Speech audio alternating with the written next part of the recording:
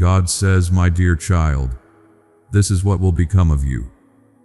You heard those words and something inside you tightened, because you've heard them before from voices that meant harm, from mouths that spoke curses disguised as prophecy, from fear that dressed itself up as truth. And now you carry them, like stones in your pockets, heavy and cold. My child, come sit with me. Let me tell you what I see when I look at you. Not what anger sees, not what disappointment shouts, not what shame whispers in the dark. What I see. You're afraid, aren't you? Afraid that the worst predictions will come true, that you'll become what they said you'd become, that the pattern will repeat, that the failure is inevitable, that you're already heading there and can't turn back. I know that fear. It sits in your chest at 3 a.m. It colors the way you see your own choices. It makes you second-guess every step, wondering if this is the moment you prove them right. Dear heart, listen closely. There is a vast difference between a pronouncement made in anger and a word spoken from love. One seeks to bind you, the other seeks to free you. When someone says this is what will become of you as a weapon, as a way to control or wound or predict your ruin, that is not prophecy. That is projection. That is their own fear speaking. That is the voice of someone who could not see past their own pain long enough to see the truth of who you are. And beloved, you are not required to carry their vision of you as though it were destiny. You are not required to make their words come true. I want to show you something. Think of a seed. Not the flower it will become, just the seed itself. Small, hard, hidden in soil. If someone stood over that ground and shouted, "You will never bloom, you will wither, you will amount to nothing but dust, iron," would that change what the seed carries inside? Would the design woven into its center suddenly unravel because of angry words? No. The seed holds what it holds. It grows toward what it was made for, not because of what was spoken over it, but because of what was placed within it. Precious one, the same is true of you. What lives inside you is not defined by the harshest voice in your past. It is not shaped by the predictions of those who were too hurt to hope for you. What lives inside you was placed there by me, long before anyone else had an opinion, long before anyone else tried to name your future, long before fear tried to write your story for you. And that quiet design, that deep-rooted truth, that is what will become of you. I know you've been watching yourself closely, scanning for signs of the curse, looking for proof that you're turning into what they said you would. Every mistake feels like evidence. Every struggle feels like confirmation. Every moment of weakness feels like the beginning of the end they predicted. Beloved family, we continue this mission quietly, with faith, even when it is not easy. If God places it on your heart to support this work, you can find the link is in the description and comment box. Every small act of support carries this message forward. My dear one, you are not a prophecy fulfilling itself. You are a person, a living, breathing, growing person. And growth is not a straight line. You stumble sometimes. You fall back into old patterns. You make choices you wish you hadn't. And in those moments the old words come rushing back. See, this is what will become of you. But listen, falling does not mean becoming. Struggling does not mean destiny. One hard day does not write the whole story. You are not defined by your worst moment or your hardest season, or the thing you're most ashamed of. You are defined by what you do next, and next, and next again. Sweet soul, I see the direction you're heading. Not because I'm guessing, not because I'm hoping, but because I'm walking with you. And from where I stand, I don't see someone careening toward ruin. I see someone learning, someone trying, someone who falls and gets back up, someone who wrestles with their own heart and refuses to give up on the fight. That is not the picture of someone becoming what fear predicted. That is the picture of someone becoming who they were meant to be, slowly, imperfectly, beautifully. Do you know what I see ahead for you? Not because I'm declaring it from a distance, but because I'm shaping it with you, step by step. I see strength you didn't know you had, not the kind that never breaks, the kind that breaks and then mends, and in the mending, becomes something new. I see wisdom you're still gathering, not the kind that arrives all at once, the kind that grows from mistakes, from wrong turns, from nights when you didn't know what to do but chose to keep going anyway. I see compassion forming in you, the kind that only comes from knowing what it's like to hurt, to be misunderstood, to carry something heavy and still keep walking. Loved one, this is what will become of you, not what anger said, not what fear shouted, not what disappointment whispered in the dark. This, the person you are becoming when you let me lead you, when you stop trying to prove the curse wrong and start trusting the truth I've planted in you, when you stop running from your past and start walking toward your future with your hand in mine. I'm not saying it will be easy. I'm not saying the old voices will disappear overnight. They'll still rise up sometimes, especially when you're tired, especially when you're afraid, especially when you feel like you've failed again. But here's what I want you to know. Those voices do not have the final word. They never did. They spoke from their own wounds, their own limitations, their own inability to see what I see. And what I see is not a fixed outcome written in stone. What I see is potential, vast, unfolding, full of possibility. You are not trapped, beloved, not by your history, not by your family pattern, not by the label someone gave you in anger. You are not a prophecy. You are a partnership, you and me, walking forward together, writing something new with every choice, every turn, every moment you decide to trust that there is more ahead than what fear predicted. And yes, you will carry some of the past with you. That's not failure.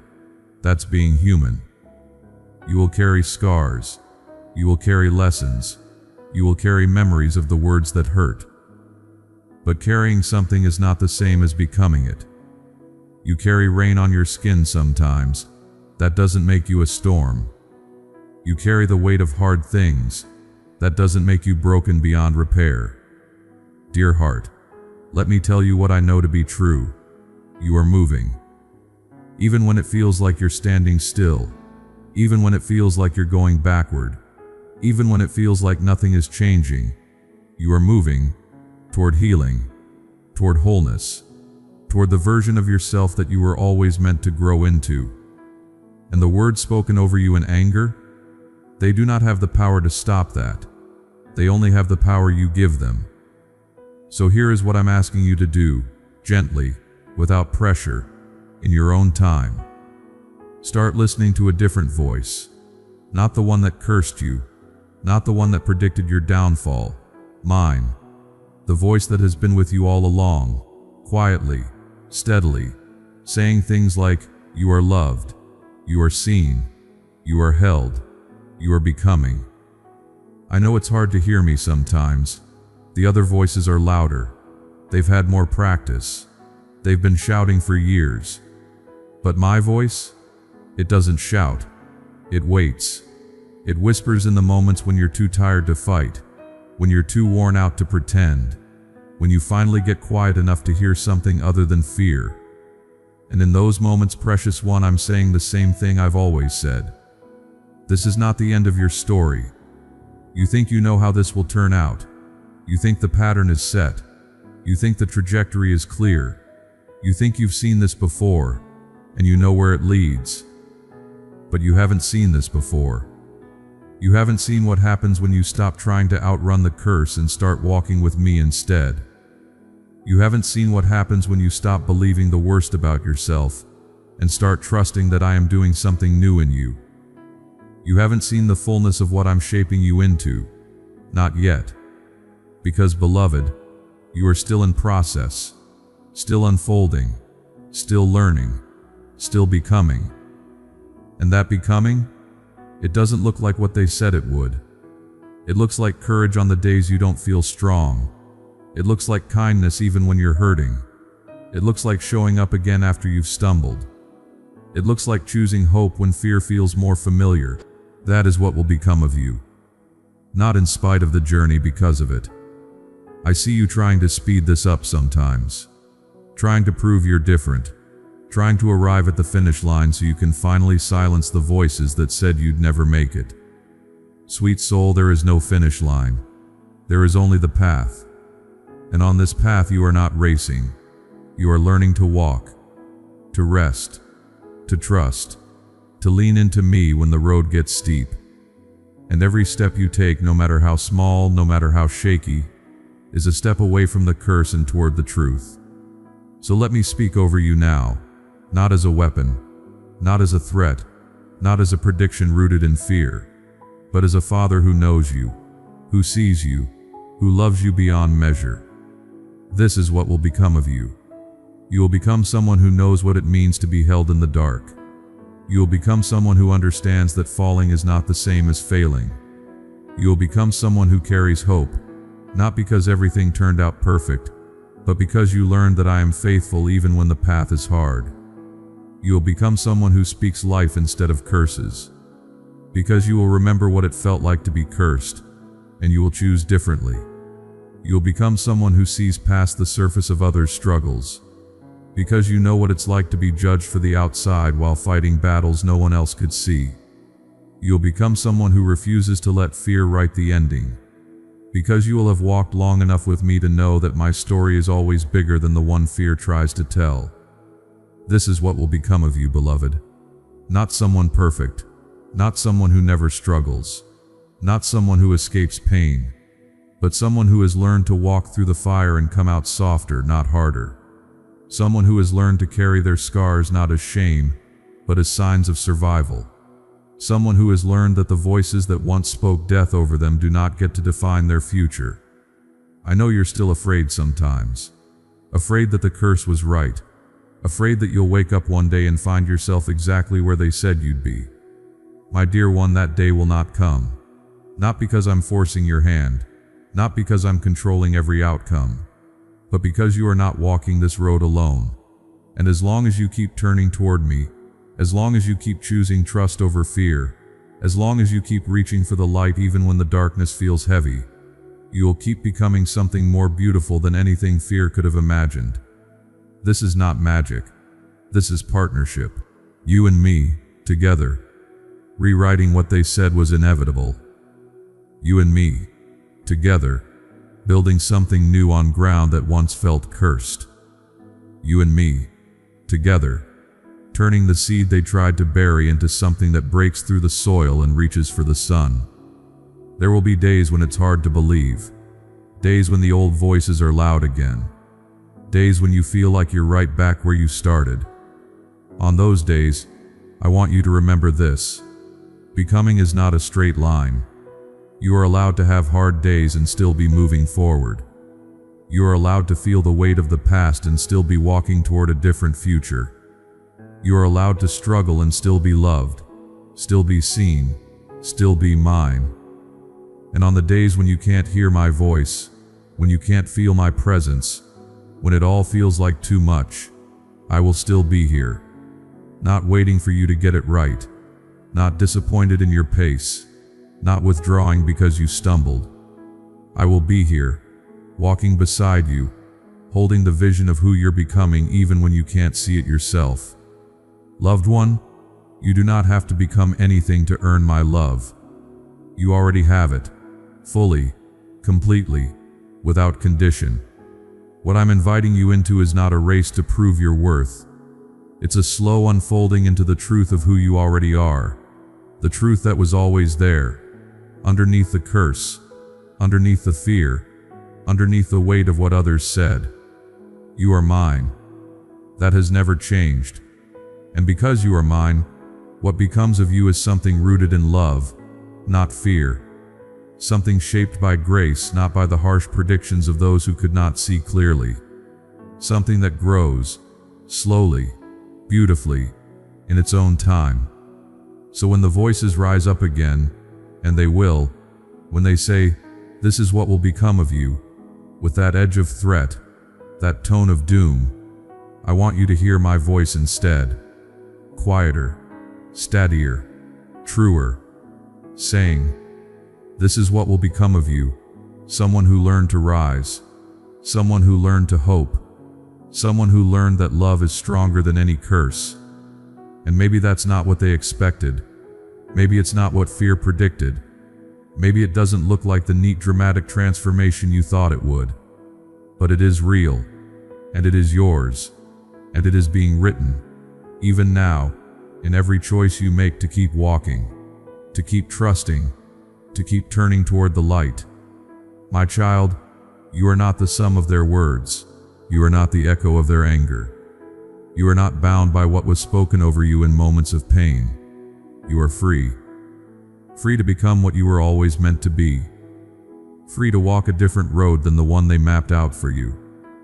Free to discover that the future is not fixed, it is unfolding, moment by moment, choice by choice, step by step.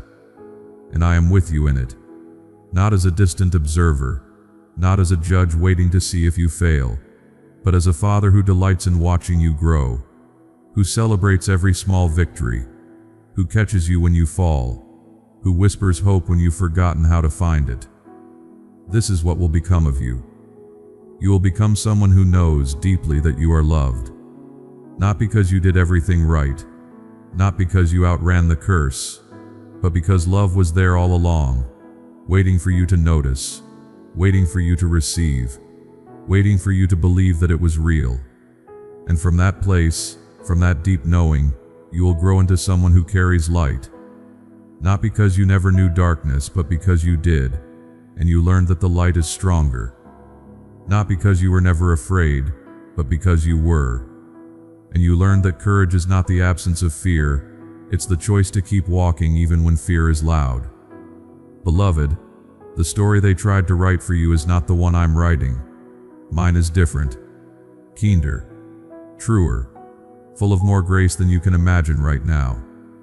And you don't have to see the whole thing to trust that it's unfolding. You don't have to know every step to take the next one. You don't have to silence every doubt to choose hope anyway. Just keep walking. Keep turning toward me.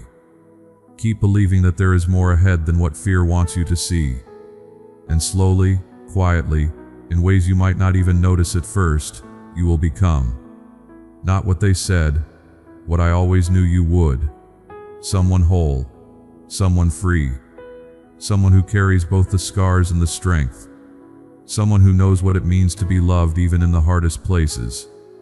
That is the future I see. That is what will become of you. And dear heart, it is more beautiful than anything fear could ever predict. So let the old words fall away. Let the curse lose its power. Let the fear release its grip. You are not bound to their vision. You are held in mine, and in my hands. You are becoming exactly who you were always meant to be. Rest in that. Let it sink deep. You are safe here. You are seen. You are loved. And what will become of you is something worth the journey. I promise. Beloved family, we may not always have the words to fully express it, but we deeply honor those who have supported this mission. Your generosity carries purpose. May God remember your kindness and bless you in His perfect way.